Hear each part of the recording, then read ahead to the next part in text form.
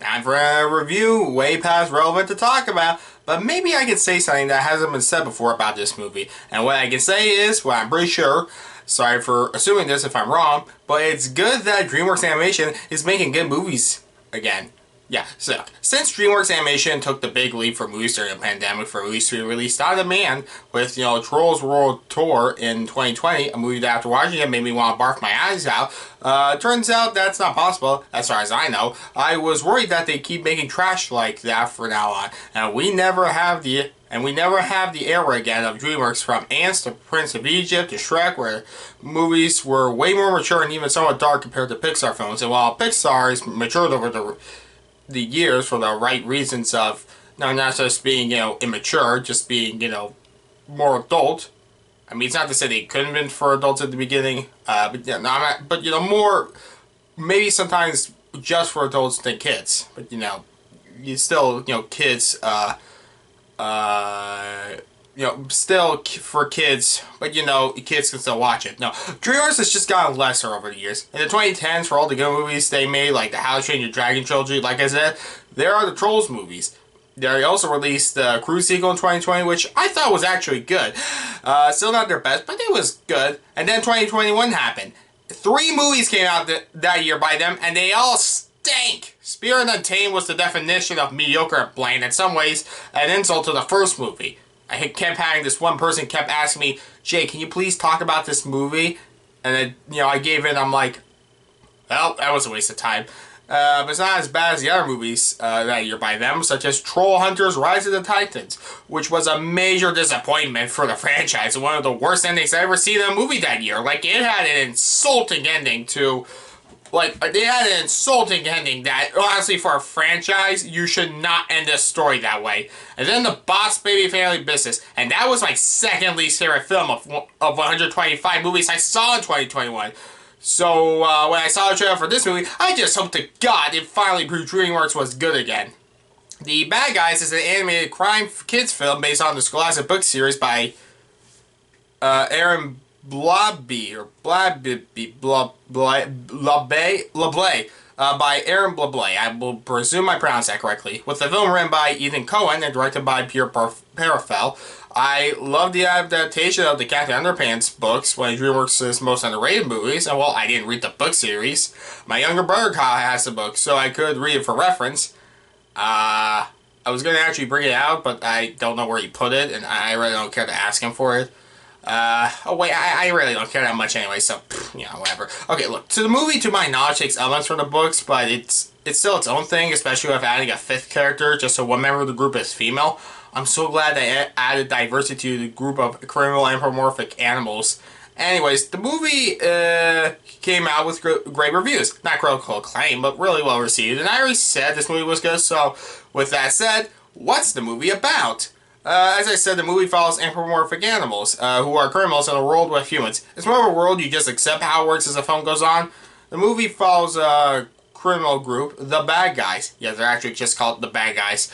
You got Mr. Wolf, voiced by Sam Rockwell, Mr. Snake, voiced by Marc Maron, Miss Tarantula, voiced by Awkafina, Mr. Shark, voiced by Chris Robinson, and Mr. Piranha, voiced by Anthony Ramos. Or is it Ramos? I don't know names. Anyways, as they haven't been caught yet, but things might change when their latest heist doesn't go as planned. In an attempt to not go to prison, Mr. Wolf sets up the Bad Guys wanting redemption for the crimes and convinces the governor, Diana Foxington, voiced by Zazie Beetz, yeah, you think you can guess where her animal is, to have beloved Samaritan Professor Marmalade, a guinea pig, voiced by Richard Ayoade, I also think that's how his name's pronounced, I could be wrong, to teach them to be good, so they can pull off their real big heist. But as the charade goes on, Mr. Wolf discovers he might prefer to be a good guy over a bad guy.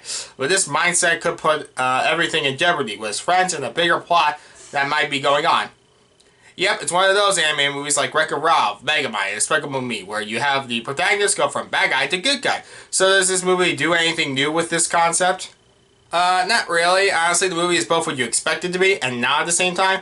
Like, it's predictable, sure, but it also takes a ton of weird turns in the story, which, with my previous review of Chicken Hair and the Hamster of Darkness, when I said it was the second anime movie to have such a bizarre villain plot, this is the first one I saw, albeit replace hamster with guinea pigs. Now, I always said a predictable story isn't bad based on execution, and this movie does still do a lot right. First off, the animation is gorgeous and alive. It does the 3D animation with 2D animation over the camera models. I love the other anime movies. There's not much to say since the animation speaks for itself, albeit some extras in the movies were clearly the same model but changed with hair color skin, but I don't fault the movie for that. It was probably more practical, makes sense for budget. Sure, it is a little weird how this world works since most humans exist and the only anthropomorphic animal characters are relevant to the plot. And even then, regular animals exist like a cat and even guinea pigs when one character is an anthropomorphic one. But for how absurd the movie is and other examples like this, I'm willing to ignore it since the focus is on its characters. The casting they got was outstanding, and it feels definitely more like they got celebrity voices that work for the characters than celebrity voices you recognize, like Sam Rockwell, Marc Maron, and Richard Ayoade. I still hope that's how you pronounce his name. You forget whose voices them and see the characters, not to say the others don't, they just are easier to recognize, because again, you know.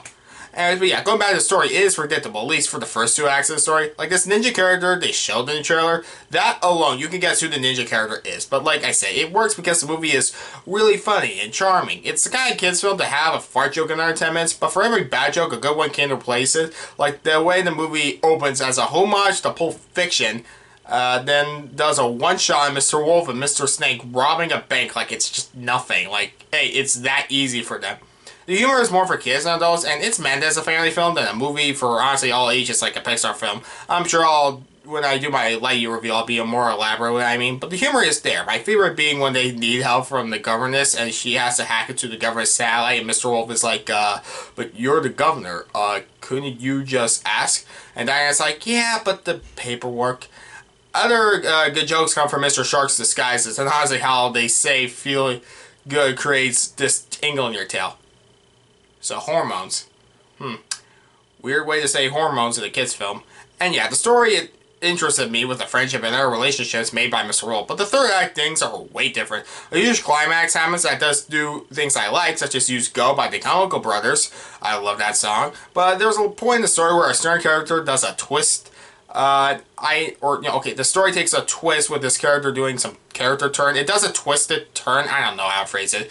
Here's the thing, I knew it would happen because I thought it would be like 10 to 20 minutes sooner since the thing the character needs to do for the twist, he has it, and the movie would be over among a couple of other dumb choices. But I like the ending with the characters, even if it's, less harsh since it's a kid's film. But if they do make sequels to this as they said, I see more, okay? Honestly, okay, maybe I wouldn't see more, I don't know. Look, since I really like the humor, the creativity, the animation, despite my problems, I enjoyed the movie from start to finish.